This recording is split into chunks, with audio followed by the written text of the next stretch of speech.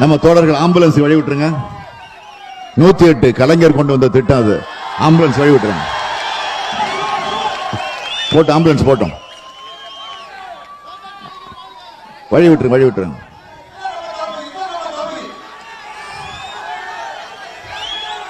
நன்றி வழிவிட்ட அத்தனை பிறகு நன்றி.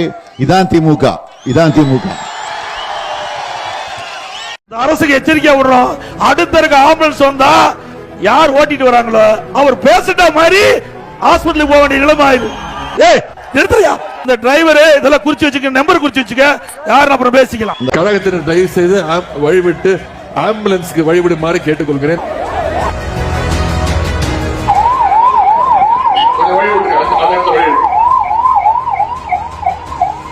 ஆம்புலன்ஸ் கொஞ்சம் வழி விடுங்களேன்.